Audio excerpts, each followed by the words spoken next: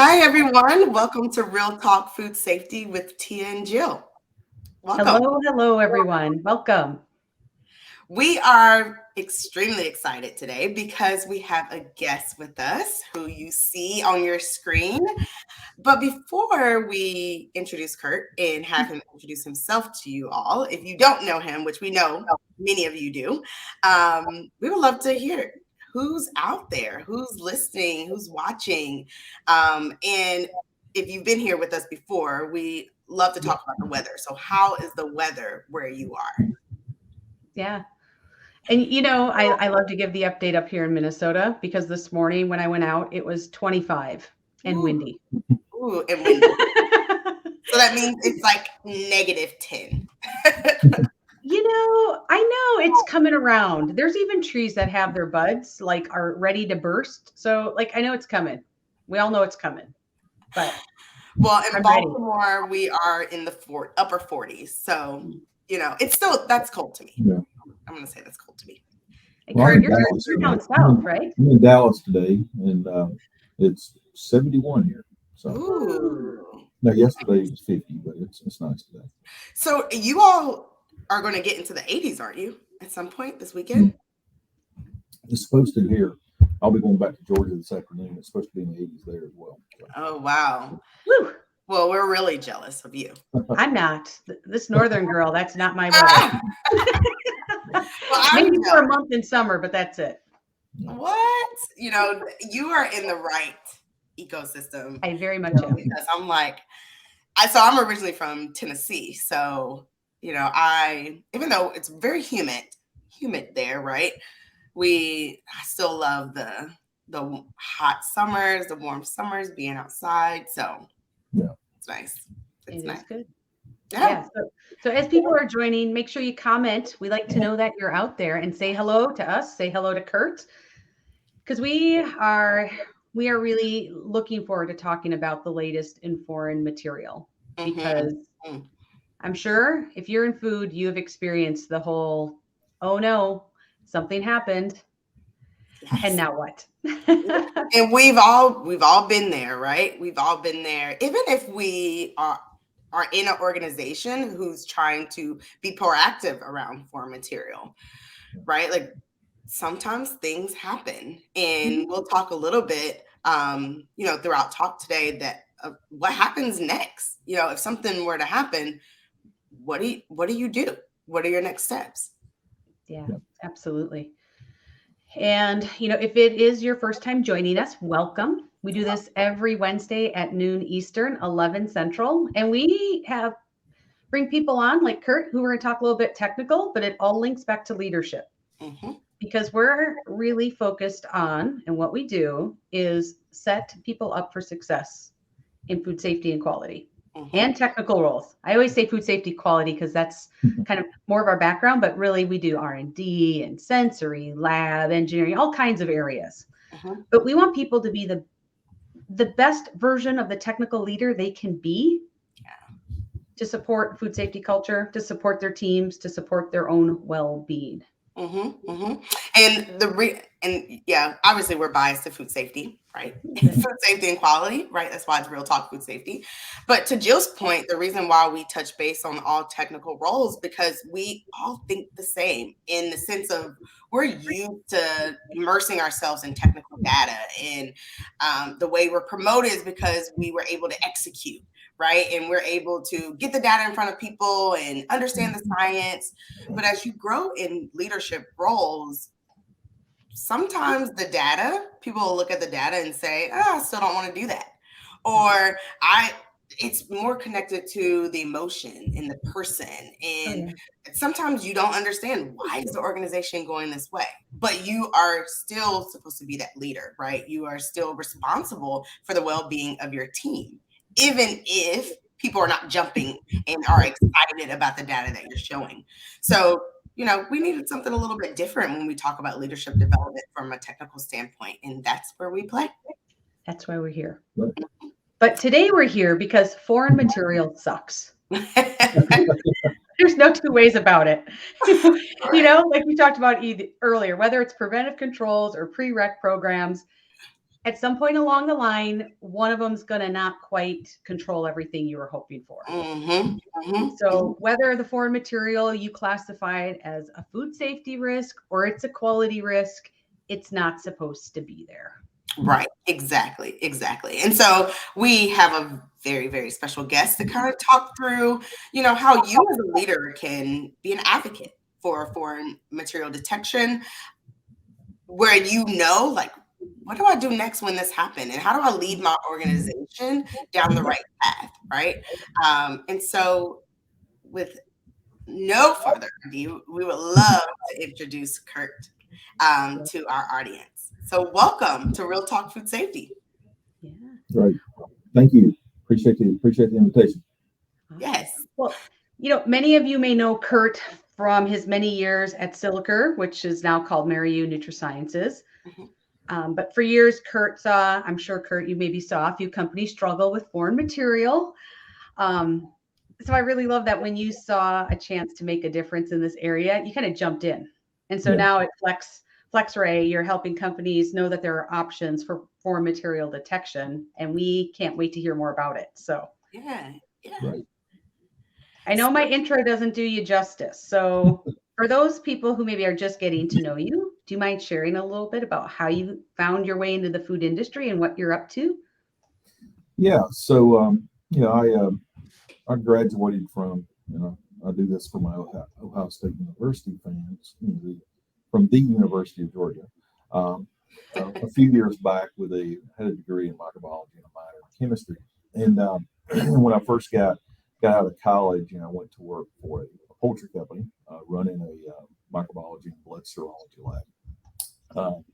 And then when Silica at the time started looking into expanding and having commercial teams in place, I was the first full-time technical sales manager they hired. They had one other person that was doing part sales and part other stuff, and that was 29 years ago now. So you just grew up in the food safety industry there with Silica from a lab testing standpoint, and that grew into auditing, consulting, labeling, and all kind of different things. And just moving through that organization, had an opportunity to do some general management type stuff, sales management, commercial management, product management, and just grew to love food safety, and it kind of became a part of who you are and part of who I am. And it's it's a lot. I'm sure a lot of the folks that are on the video today, are people that we work with over the years. And to your point, when this opportunity came about, I think I've been here right at 13 months now. But when the opportunity came about, I'm like, this is just the one part of food safety that I haven't really worked in, and it was intriguing, scary, because been in one side of the business for 29 years. It was intriguing though, and so I've really enjoyed it. The things that we do are pretty exciting, and to your point, you're saying foreign material sucks. You're exactly right, it does. And all of our customers tell us, they're like, every single one of them, we love what you do for us. You do a great job. We hate to have to talk to you, because typically when people are working with us, it means there's something going on. But it's our job to help them through that. That's awesome. Yeah, I love it when you say, like, we love to know you, but we don't want to talk with you. Right? Yeah, absolutely. But it's great that you are a resource for people, right? Because foreign material is a big issue, and foreign materials can lead to recalls. We see it. Yeah. Yeah. And I didn't look it up, but anybody know how many recalls there are for foreign material every year? I don't know the exact number. I did know what the number was in 21 because I had it in a presentation. But what we do know is that outside of microbiological recalls and allergen recalls, foreign material is the number 3 reason for recalls in the food industry. As a matter of fact, back in 20, I think it was number 2. I think it was number 2 in the industry. So it's pretty significant, and it's something that customers, our customers, and even the industry as a whole, what we call it covering the white space. There's a lot of people out there that still don't know that this third party service offering for doing large scale X-ray even exists. And that was when I came on board. That was one of the things that was kind of like, oh wow, there's people don't even know who we are, and don't even know that this exists out there. And I didn't, until the opportunity came around. And so, I think once now that people are starting to see that it's there, and there's a little bit more conversation in the industry around the fact that this third party option is out there, I think it's starting to get a little bit of traction. Yeah. And I want to talk a little bit more about that, but I want to pause on what you said around foreign material recalls. That is the third largest. And if I remember correctly, I believe it's still the same behind allergen, mislabels, and microbiology. Foreign material is it's huge on the list. And if we're not thinking about it as an industry, right, we could find ourselves a part of that list of having a recall because we did not manage our foreign material properly, or our equipment that could cause foreign material into in our product. Yeah. Absolutely. And and when you think of it in those terms, it kind of goes back to, in our case, people don't really want to have to talk to us because it means that there's something going wrong in the process. Yeah. And obviously none of that stuff's ever intentional, but it's part of the nature of what happens in industry. A lot of companies are making changes to process, and they've got, in addition to their metal detectors, now you have inline X-ray machines, which is great, very much needed. We know that there's one of the largest retailers that's out there, or retailers or warehouse type company, has put a requirement out that they're anybody supplying product to them, even if it's a national brand, has to have an X-ray plan going into effect. Really, I think it's April 1. Whether that plan might be using third party, or if it's a company that does very small lots, or once a month production, that kind of thing, or have an inline CapEx developed. And so it's the seriousness of what's going on from foreign material and the attention that's being given is certainly something that we should continue to grow in the industry. Well, and I imagine it's, not just safety and quality, but it's also, and I'm sure we'll talk about this more, but there's a leg of it that's even coming back to sustainability at this point, isn't there? Because I think in the past, well, I've heard a few times where companies, right, like to find foreign material was so massively expensive, they just dumped product. Yeah. And that's been the history. I mean, and so, and that's what we do, and I don't want to turn this into a commercial. I'd rather it be a technical talk, but that is what we do, is, because, the options, when you determine that you've got an issue, and we call them episodes, but when somebody determines they've got an opportunity to improve, let's call it, that, what happens is, the options are you either rework it in-house or internally, which means you've got to shut down your lines and find the time and the labor to get it done. You landfill it, which obviously nobody wants to do, or you find a partner, like us, that can help get the stuff processed. And to your point around sustainability, it's becoming bigger and bigger. And probably a lot of people on this call within their companies probably have sustainability officers, sustainability managers, directors, or whatnot. And it's, when you look at product waste, it's a big piece of it. And but it's a piece that, from where we're at, we weren't paying attention to, and we weren't paying, and we haven't been bringing attention to that value to our customer base or to the industry, because we're, hey, we're just helping you keep stuff out of the landfill. But now, through some of the work that we're doing behind the scenes, we're starting to try to look at that.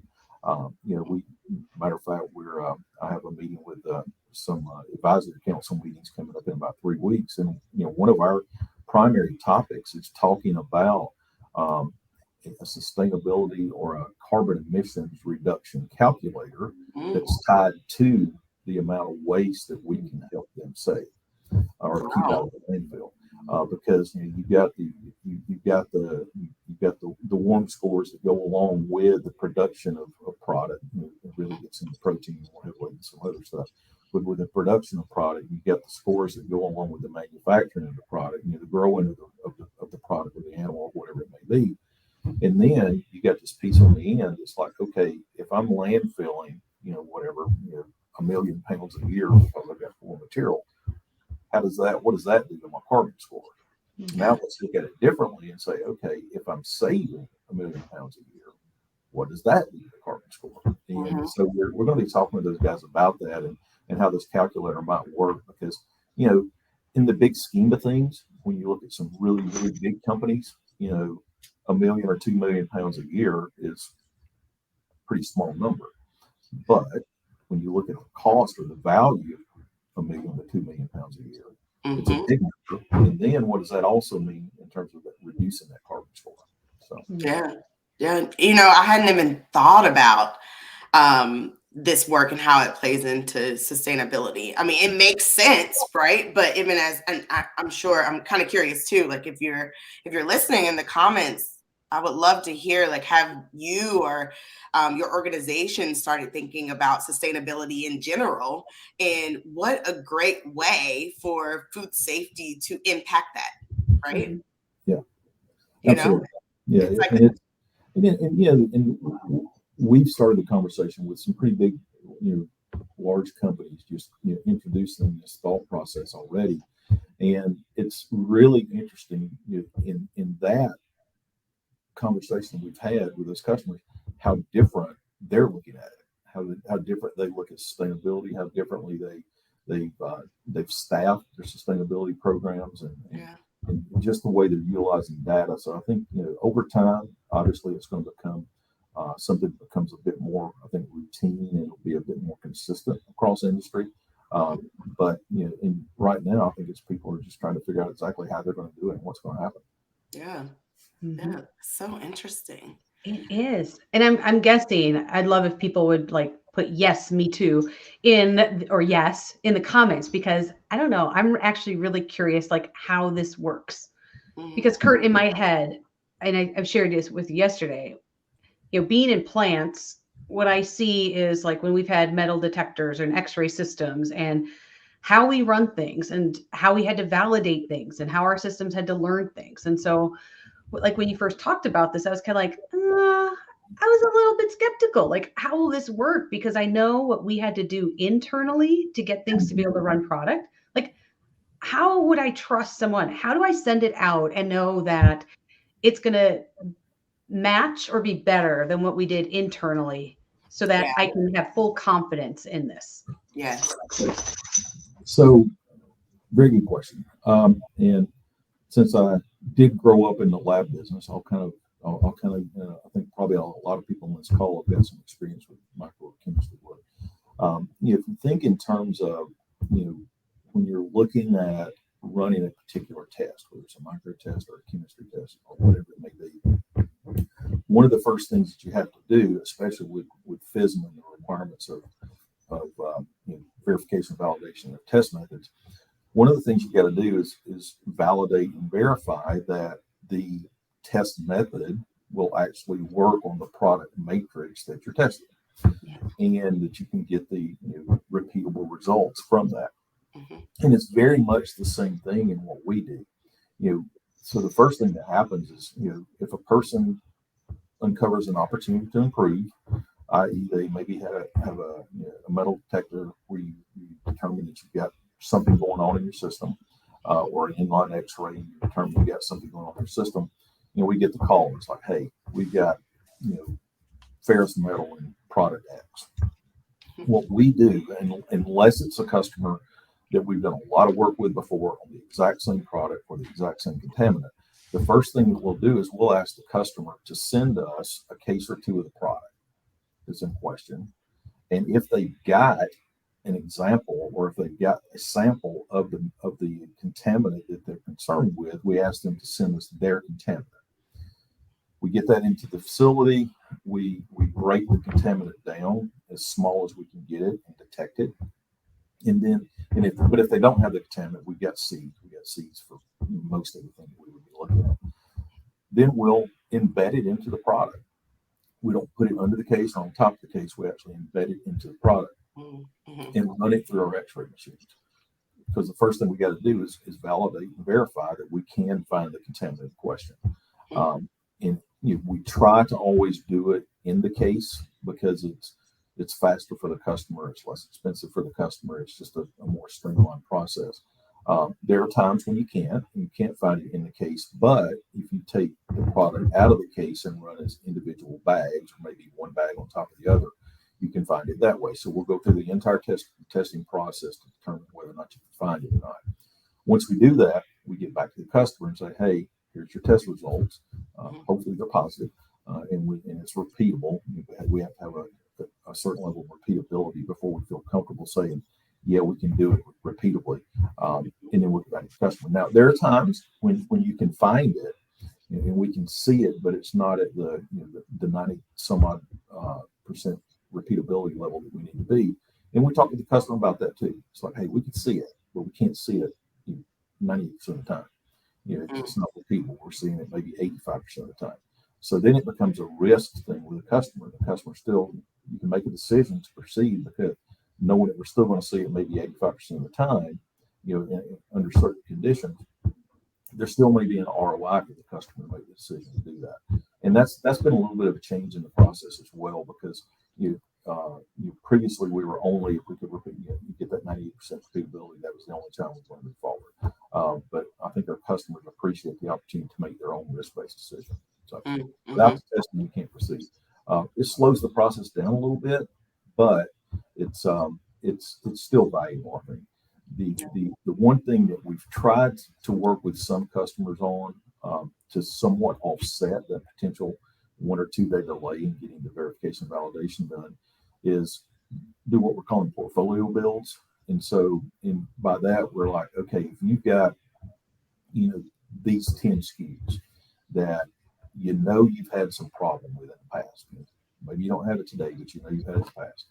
And you got these 10 SKUs. And within those SKUs, these are the contaminants that you've had these challenges with.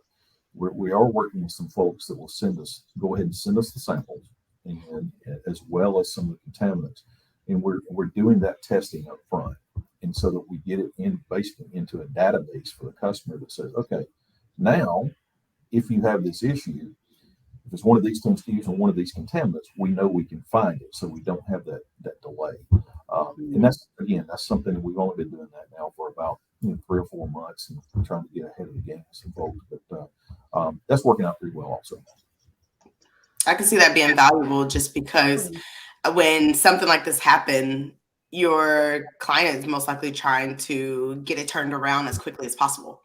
Especially fresh product, because the shelf life on that, every day you delay, you're impacting the shelf life, and to an extent, some frozen product, especially when you got frozen products traveling across the country or something to get to a warehouse.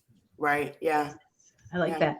To me, it's almost like the equivalent of everybody has to have a recall plan, but when you have a good recall plan that actually has the tools to get you through it, like all of your communication and a good system for getting product back, all that, and you've already tried it, it makes it so much smoother in those situations. This sounds like the same thing with the portfolio build.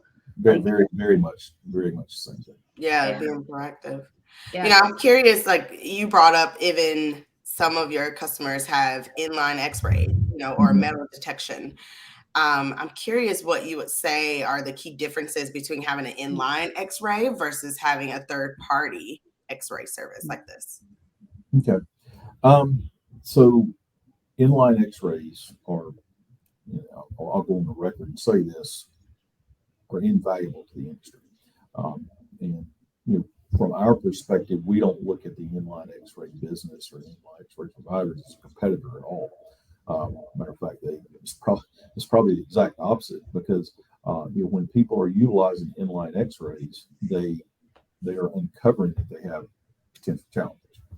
The difference between what we do and an inline X-ray, though, is the inline X-ray machines are running at the speed of the production line, which is typically somewhere 100 to 120 feet a minute. And our machines run at about 4 feet per minute. And so it's a significant difference. Our machines are also custom built. We've got a proprietary relationship with the company that builds these things. And the strength of the X-ray is significantly higher and stronger than what's in an inline X-ray. So not only do you have it going through the line slower, you also got a stronger X-ray that's being applied. And that's why people come to us, because the inline is really, again, let's think back in terms of almost like a lab business.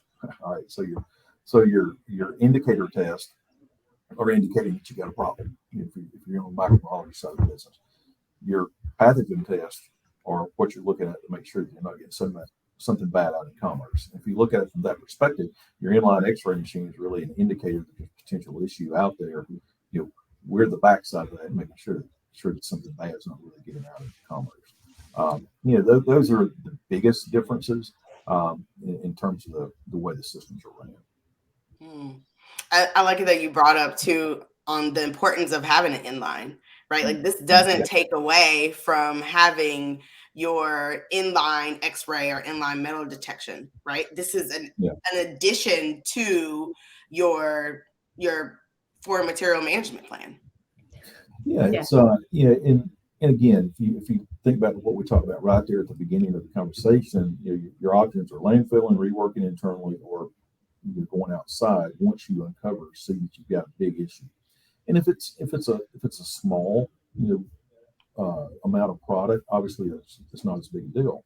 But when you get up into the hundreds of thousands of pounds of product that you've got on hold, that means if you're going to rework it internally, you're going to have to shut the line down, or shut a line down, or bring people in on a weekend to try to rework it. And then even when you're doing that, you're still utilizing the same inline machine. So you still have the same string, you still got the same, still running at a faster pace. So that sensitivity level that you get with the stronger machines is just a bit different. One of the things that I've started saying to customers here recently, because they'll say, well, exactly what are you doing? How exactly does it work? Because a lot of people, I think, have the impression that we run just like an inline machine. Mm-hmm. And so I kind of use the TSA pre-check analogy. So you think TSA pre-check, so you're standing there, you put your suitcase on, and it takes forever to come out the other end, especially if you're running late for a flight, which maybe I do occasionally. And you're like, where's my bag coming?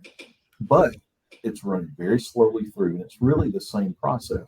What we're doing is we're running cases of food through very slowly, and just like the TSA pre-check, where you have people sitting there looking at screens and reading the screens, that's what our process is. So an inline machine is an automatic kick out. You don't have people reading it.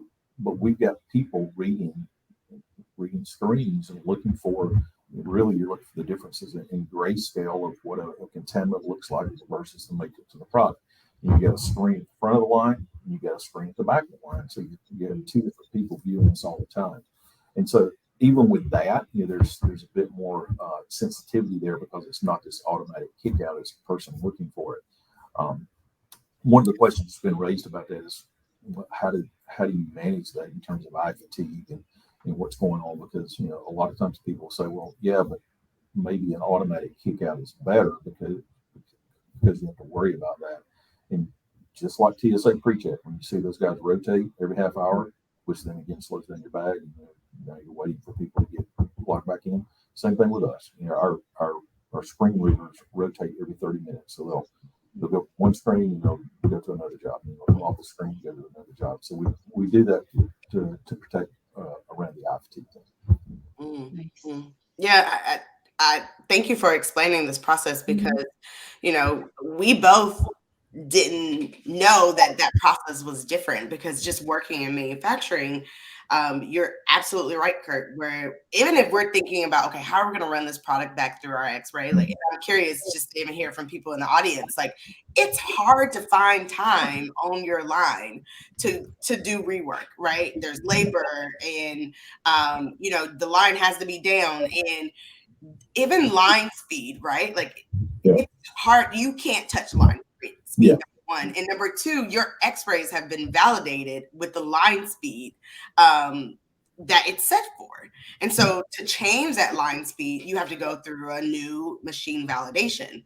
What you all have built is really there for those special case scenarios and those different scenarios where you could really go through the validation process for that specific scenario.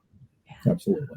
And that's what these testing processes do. So for every product matrix, it goes through a testing process. And now the speed of our machines is not going to vary that much, but that's where you're looking at in case versus out of case.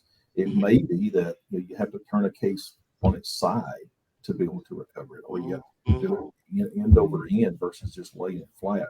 But we'll look at all those options to make sure before we say no, we look at all the options to see what we can do to recover it. So Kurt, I'm curious, because I mean, we're talking about like, gosh, there's an issue and we need support to try and find which cases, which products we can deem as good and saleable versus ones that we need to either rework, do something.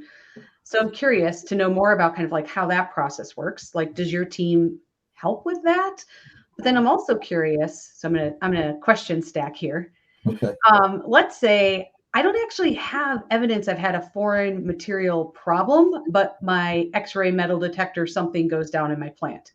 Because we've had that too, right? Where all of a sudden, like, whoa, like we can still produce, but we can't run it through this final check. So there's nothing necessarily wrong. Do people send things to you for those type of situations too? Yes. So I'll take your last question first. Okay. That's not common. Good for the industry because we don't want Right. the metal detectors going down and their X-rays going down. But we have had a couple of situations where that has happened. Now, we do in those situations, especially for the metal detector, we have available units that we will rent to folks to get if they can't get theirs repaired, to get it fast enough. If that's a better option for them, because in that case, I mean, you're talking, if they're HACCP plan, let's say you got metal detection in your HACCP plan, and your HACCP plan reads you got to have a metal detector in line. Well, you're either going to be outside your HACCP plan if you're not doing it and not renting the machine, or you got to send every bit of the product you produce without it through somebody like us to show that it's working. Mm-hmm. So we don't get that very often. Now, your first question was in terms of how we help customers and what we do. I think that's where you're at with it. Is most of what we do is episodic. I know the industry probably doesn't like that word. So again, opportunity to improve. Most of what we do comes when people have opportunity to improve. And it gets back to this: how much is it? How big is it? And does it make sense? Is there an ROI in sending it out to somebody like us to take a look at it?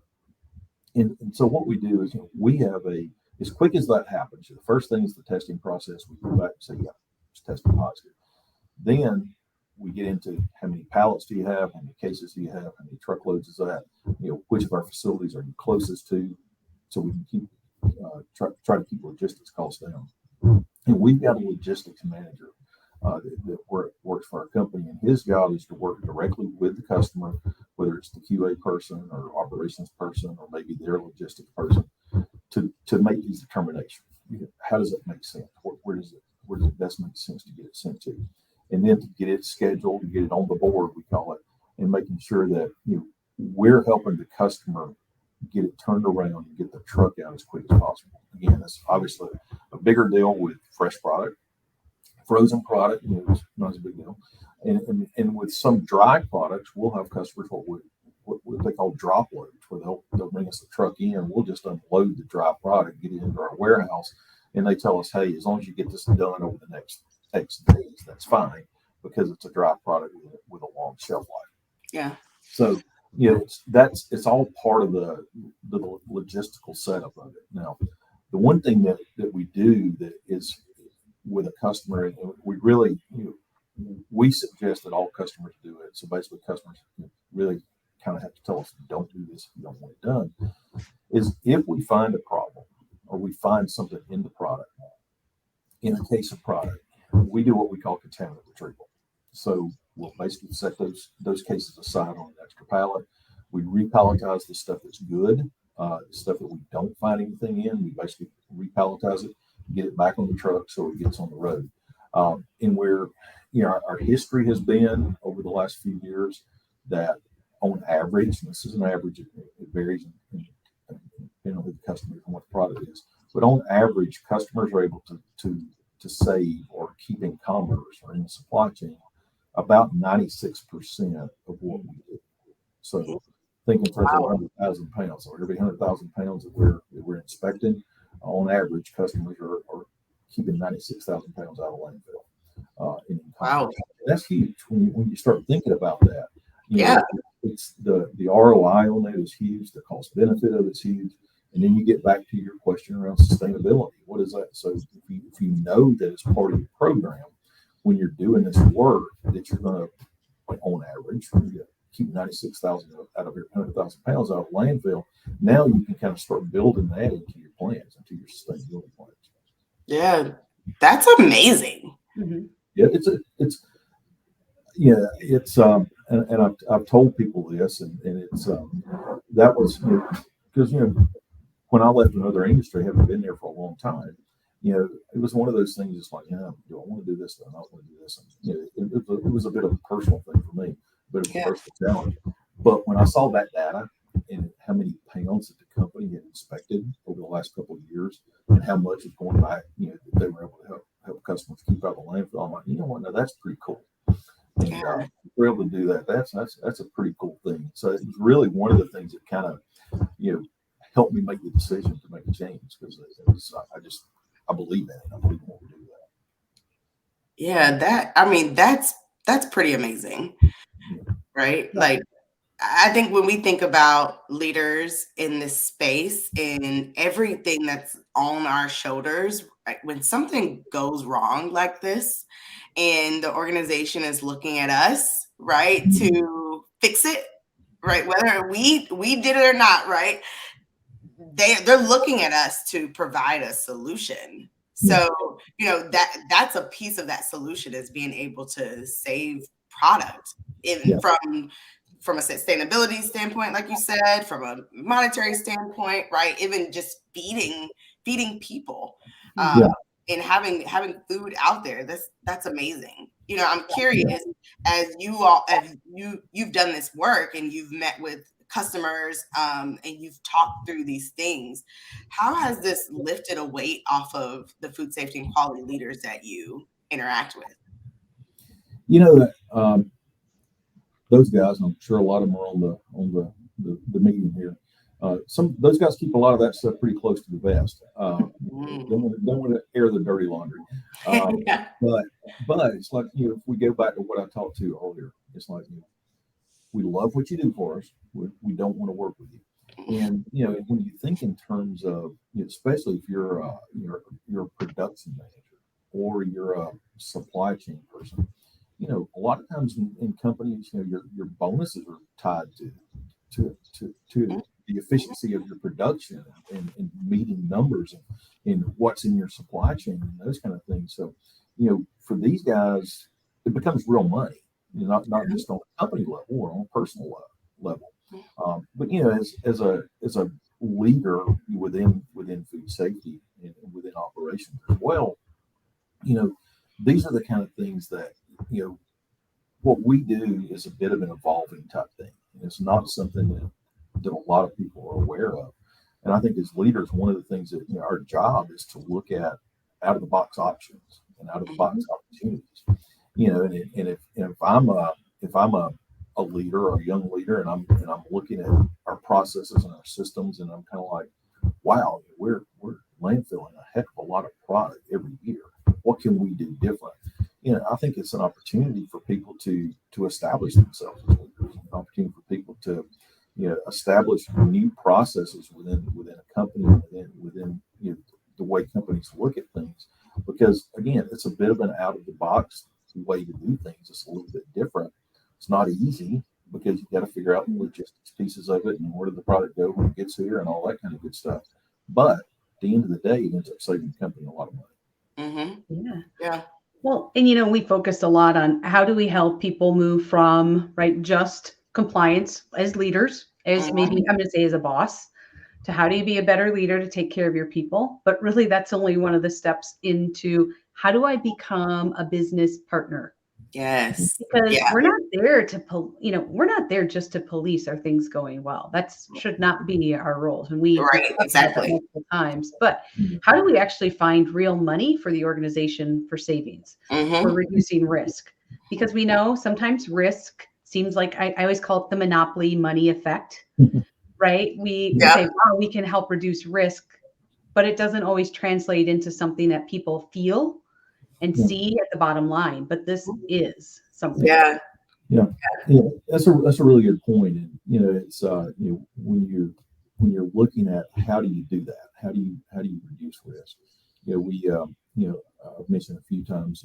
Most of the business that we do has been driven by these episodes or opportunities to improve. But we've got a few customers now that are starting to look at things a bit differently. It's kind of along the lines of what you're talking about. We initially were kind of looking at it and say, hey, is this part of a HACCP program? And I think it's difficult to make it true part of a HACCP program just because of product on hold and have to do these kind of things. But we do have some customers that are doing exactly what you're talking about in terms of it's almost like a risk management or a risk management review. And instead of waiting for episodes to occur, we're getting a truckload per month or a truckload per quarter, one truckload, not a huge amount of product. And they're sending it to us really to see what's there, to somewhat establish a baseline and say, okay, does this SKU, is there any indication we've got a problem? And it's really almost like a verification validation that their inline processes are working. But instead of tying it to the program, which makes it a little more cumbersome to manage, I think, is if it's tied directly to a HACCP program, it's really about risk evaluation and risk management to see if, in fact, there's something going on in the process. And in one of those that we've done, we did have a customer that were like, okay, I'm glad that we did this one truckload because there's something going on here that we weren't aware of. And it was, we work with our customer who bone is often considered a form material. And it was in a protein product. It was a much higher level of bone than they thought that they had in this product, which for them, now they were able to go back and do a more in-depth evaluation and find out maybe where it's coming from. And obviously it led to additional truckloads, but it was all because they did a proactive risk analysis or risk evaluation. Gosh, I'm thinking even for supplier management, I remember we had, I maybe have heard of a situation where a supplier seemed to be, I call it the Johnny Cash song, one piece at a time, right? They were sending their plant over one combo at a time. But it was one of those things where it was the only supplier who could provide that product. Yeah. But coming up with solutions to say, hey, if you've done corrective action, great. Let's send a truckload over here and verify that it's been done. How powerful that could be instead of, nope, just send it. We'll take it again. And then if we find a problem, we're going to, rework on our end because we don't need that extra cost and time. So I can see where that would really be a powerful step to be able to help verify those things, not only for your program, but especially if it's happening more than once, there has to be a solution for verification. Sure. And those, obviously, you came out of the same side of the business I did. A lot of your QSRs and a lot of your retailers have got these supplier verification programs in place now. And they tend to be very microbiological, chemical, or physical characteristics of product heavy. And the inclusion of form material as a part of that monitoring program is certainly something we've talked to some of the folks about. And I think ultimately there may be some interest in that. But again, it doesn't have to be something that every product is ran through. Again, it becomes a part of this supplier evaluation process. We're looking at micro, we're looking at physical. Maybe we should look at the form material piece on a periodic basis just to see if there's anything there. It's not a punitive type thing. It's just really an evaluation of the supplier program. Mm-hmm. What we do see, and this is actually something that's pretty common, is if a manufacturer is working with a co-packer or trying to identify a new co-packer, one of the things that we see going on is they'll say, okay, we're going to start working with co-packer X, but co-packer X, before we start doing work with you, your first few production runs, we need to make sure we get a couple of trucks sent out to make sure that there's nothing going on. And that's, again, it's part of the risk program. It's part of the risk management of bringing on a new co-packer. And we've seen some things happen too when people do line extensions or do put new machines in or change out belts on machines, which all these things can lead to things breaking or pieces falling off and all that kind of stuff. And following some of those kind of just internal processes, we'll see folks that will send a truck in and say, hey, we just make sure that these changes that we've done aren't causing problems from a form material standpoint. Yeah. So it's if you think about it in terms of leadership, like you're talking about, if you step back and you look at it and you say, okay, as a leader of food safety or as a leader of operations or as a leader of supply chain, what are the things that we can do to enhance our program? How do we enhance what we're doing? How do we keep our product in commerce so that we're not delaying what's going to our customers? Because ultimately, all the people we do work with got customers on the far end. They got to keep their customer happy. And so as leaders, how do you look at all these things to get ahead of those things? And that's where a lot of programs are starting to develop. Well, I like this viewpoint of thinking about it as a risk management plan too, instead of rolling it up into your HACCP plan and trying to make it fit there. I think you're absolutely right. It's really around managing risk. Mm-hmm. And what programs do you have in place to manage that risk? Absolutely. That's brilliant. Yeah.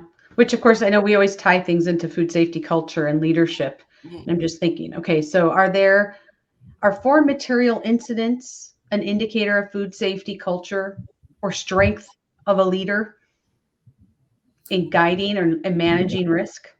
I don't know that it is a food safety culture because so much of what happens from a foreign material standpoint is again it's episodic. It's like it's not supposed to happen. So even if you got a great food safety culture, things happen. Machines break. Where it could be, I think, looked at from that standpoint is, again, this risk management piece. And so, if you're bringing in, let's say you're bringing in ingredients that you've had problems with in the past, what is your process for those ingredients that are coming in to make sure they're safe? Do you have a process where that ingredient supplier maybe has gone through the X-ray process prior? You have a process where if you buy ingredients and you can maybe only get them from one or two sources, or you run them the ingredients through your inline X-ray machine prior to putting the ingredient into your product. And I think that's where, from a culture standpoint, if you start thinking that way and you start thinking out of the box to prevent it from becoming a problem, I think that's where you think of it in terms of food safety culture. But in general, a lot of these things are, whether culture is great or not, they're going to happen. Just getting these risk management things in place and doing the proactive stuff on the front end that I think we can get ahead of. Mm-hmm. And how do you learn from these situations, right? All of that is around culture, where, things, like you said, things fail, right? Mm-hmm. Things happen. Whether or not you have a strong culture is what happens next, right? How you respond. Exactly. How do you respond? Are you prepared, right, for this crisis? And do you have things in place like, the process and FlexXray is here where you can give them a call and say, hey, we have a problem. You're our contact to call and we're ready. And we've been talking with you, right? So you know who we are, you know what products we have, maybe you've done some pre-testing and you are ready to go. Yeah.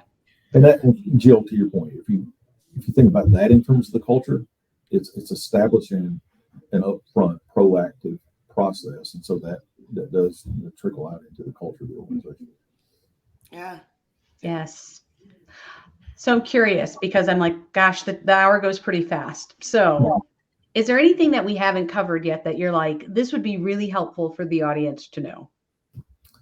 The one thing that what we've seen, and I bring this up again, I don't want it to be a commercial, but what we've seen is there's a pretty significant need out there in the food industry for companies that'll do repacking of products. If you get a mistake in house, and again, it boils down to a labor thing. It's like, how do you do this?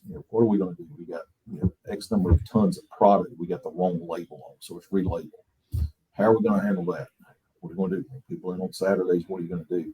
And so one of the things that we saw that as a bit of a gap out there in the industry, and I know that there are companies that do just this. So, but one of the things that we've started providing for some of our customers is we're doing relabeling type projects.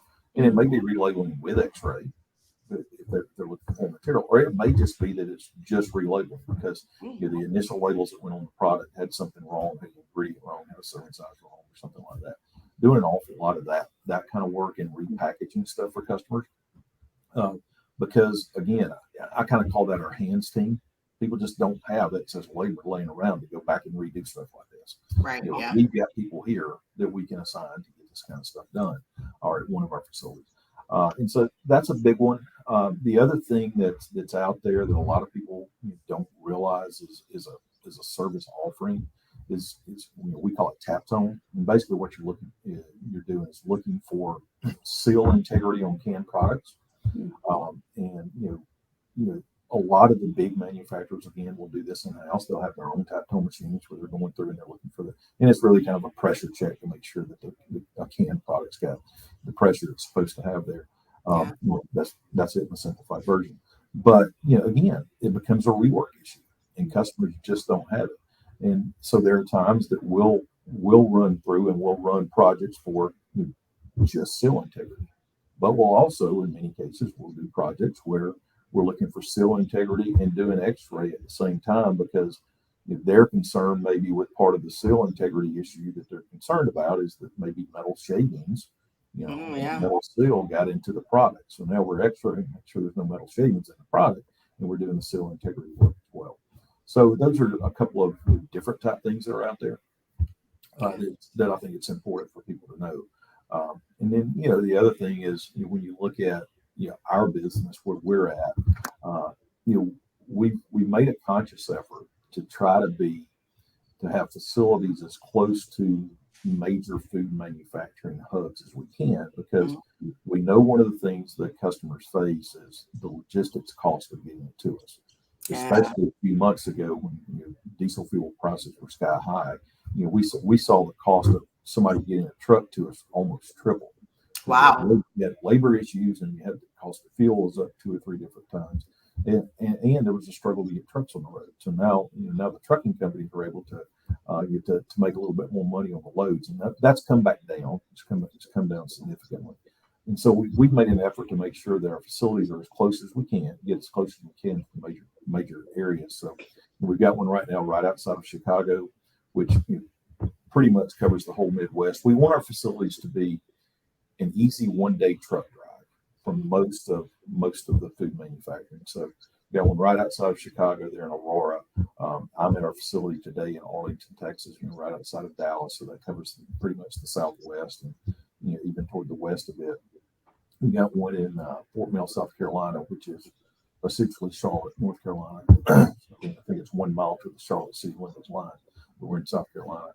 That's to help cover the Southeast. And then we have one right now in Connecticut, but it's relocating, and that will be in Vineland, New Jersey, and will be that will be up and operational April 10th. So we have 3 weeks, and that will be up and operational.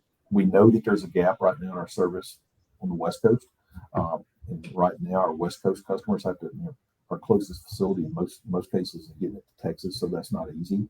But we're certainly looking at opportunities to get out there sooner than later, because we know that there's a gap in the industry out there. And it's something we're going to make sure we get filled pretty quickly. Okay, it's awesome. Yeah, and so if people want to get a hold of you or FlexXray, what's the best way?